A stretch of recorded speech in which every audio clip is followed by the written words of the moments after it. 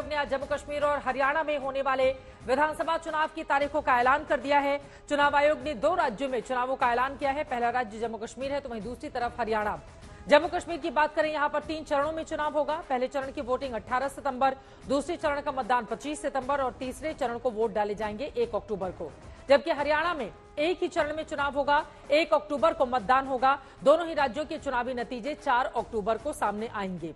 आपको बताते चले कि हरियाणा विधानसभा का कार्यकाल 3 नवंबर को समाप्त हो रहा है, जबकि सुप्रीम कोर्ट ने 30 सितंबर से पहले जम्मू कश्मीर में चुनाव कराने के आदेश दिए थे। उम्मीद की जा रही थी कि महाराष्ट्र या फिर यूपी और वायनाड में उपचुनावों की तारीखों का ऐलान भी हो सकता है, लेकिन ऐसा नहीं हुआ। पिछली बार महाराष्ट्र के विधानसभा चुनाव हरियाणा के साथ ही हुए थे, जिस पर चुनाव आयोग की ओर से कहा गया कि महाराष्ट्र में त्योहारों का सीजन है, जिसे देखते हुए अभी ऐलान नहीं किया गया है।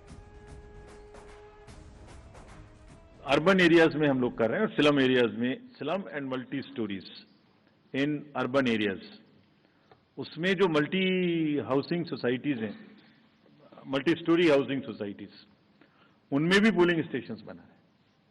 तो हरियाणा में इन पर्टिकुलर गुड़गांव, फरीदाबाद और सोनीपत, इनमें काफी पोलिंग स्टेशंस को मल्टी स्टोरी में शिफ्ट किया और वहां की जितनी स्लम्स हैं उनमें भी जहां रेशनलाइजेशन की जरूरत है वो किया है, ताकि दोनों क्षेत्रों में कंजेशन भी कम हो सके और वोटिंग की परसेंटेज भी बढ़ सके। तो जितने मेट्रोपॉलिटन बड़े सिटीज हैं, this is one way of handling the so called urban apathy in the elections.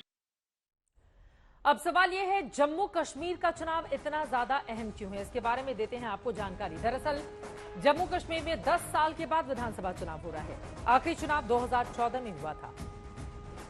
अनुच्छेद 370 हटने के बाद यह पहला चुनाव है। केंद्र शासित प्रदेश बनने के बाद भी यह पहला चुनाव है। पहली बार चुनाव में एसटी समुदाय के लिए 9 सीटें रिजर्व की गई हैं। जम्मू कश्मीर में सीटों के लिहाज से यह चुनाव कितना अलग है, उसे भी समझ लेते हैं। पहले जम्मू कश्मीर में 87 सीटों पर चुनाव होता था, लेकिन इस बार 90 सीटों पर मतदान होगा। पहले जम्मू की 37 सीटें थी, जो बढ़कर 43 सीटें हो गई हैं। कश्मीर में पहले 47 सीटें थी और उनमें भी 1 की बढ़ोतरी हुई है। लद्दाख के अंदर 4 सीटें आती थी, अब लद्दाख जम्मू कश्मीर से अलग हो चला है। कोर्ट ने जम्मू कश्मीर में चुनाव को लेकर वक्त दिया था 30 सितंबर तक का। ऐसे में चुनाव आयोग लगातार कश्मीर के हालातों पर मंथन कर रहा था, जिसके बाद तारीखों का ऐलान किया गया। पार्टियां चुनावी मोड में आ चुकी हैं। फारूक अब्दुल्ला और उमर अब्दुल्ला दोनों ही विधानसभा चुनाव में अच्छे प्रदर्शन का भरोसा जता रहे हैं। सुनिए। ये हम कहेंगे वेलकम स्टेप ही है, क्योंकि यहाँ अफसरशाही थी, कोई किसी को सुनता नहीं था, लोगों के लिए कोई दरवाजा खुला नहीं था। कोई तो दरवाजा खुलेगा लोगों के लिए, कोई तो सुनने वाला रहेगा।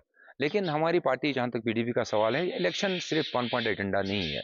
हमारे लिए सबसे इंपॉर्टेंट चीज़ है कि जो कश्मीर से जो खोया गया, यूटी इसको बना दिया। सबसे इंपॉर्टेंट और मोस्ट पावरफुल स्टेट को एक यूटी और म्यूनसिपैलिटी बना दिया। अब एक म्यूनसिपैलिटी का ही एक किस्म से इलेक्शन हो रहा है, फिर भी हम वेलकम करते हैं। आशा है कि इलेक्शन फ्री और फेयर होंगे, और फ्री और फेयर से ज्यादा आजकल जो पिछले कुछ महीनों से फेयर है, आतंकवाद मुड़ के आया है और जम्मू सूबा में ज्यादा उसका असर है। तो फ्री और फेयर इलेक्शन के साथ साथ हमें पूरी आशा है कि सिक्योरिटी का बंदोबस्त, वोटर्स का, लीडर्स का, इलेक्शन लड़ने वाले लोगों का, कैंपेन करने वाले लोगों के पूरी सुरक्षा का ध्यान रखा जाए। जिस तरह के जम्मू कश्मीर की अलग अलग पार्टियों के रिएक्शन लगातार सामने आ रहे हैं। यकीनन 10 सालों के बाद होने जा रहा है विधानसभा चुनाव, जिसको लेकर हर एक दल इस वक्त उत्साहित दिखाई दे रहा है। उधर हरियाणा में भी इस बार का चुनाव बेहद दिलचस्प है। आज सुबह की मुख्यमंत्री नायब सैनी ने कई योजनाओं का ऐलान किया, तो वहीं तारीखों के ऐलान के बाद वहां पर सियासत तेज हो गई है। हरियाणा की बात है, मैं स्वागत करता हूं इस चुनाव की घोषणा का, और निश्चित रूप से हमारा कार्यकर्ता चुनाव लड़ने के लिए अपने बहुत पहले से तैयारी कर रहा है। और इसमें निश्चित रूप से जैसे केंद्र में नरेंद्र मोदी जी के नेतृत्व में तीसरी बार सरकार बनी है, इसी प्रकार हरियाणा में भी भारतीय जनता पार्टी की तीसरी बार सरकार बनेगी। और निश्चित रूप से हम जनता को जो सहूलतें पिछले 10 साल से दे रहे हैं, उन सहूलतों को आगे बढ़ाएंगे। कांग्रेस के जो थोथे नारे हैं जिस प्रकार से उन्होंने लोकसभा में किया उस प्रकार से उनकी कोशिश विधानसभा में करने की रहेगी, लेकिन जनता का विश्वास उठ चुका है और ऐसे सब थोथी बातें जो कांग्रेस की हैं उन पर हरियाणा की जनता विश्वास करने वाली नहीं है। अब स्क्रीनिंग कमेटी की मीटिंग होगी, उम्मीदवारों का चयन होगा और जहां तक हरियाणा के लोगों का वो तैयार है, छत्तीस बरादरी फैसला कर चुके हैं कि आने वाली सरकार कांग्रेस पार्टी की सरकार। 10 साल आप लोग बाहर रहे हैं, इस बार क्या तैयारी है और खासतौर से नायब सिंह सैनी एक नया चेहरा है?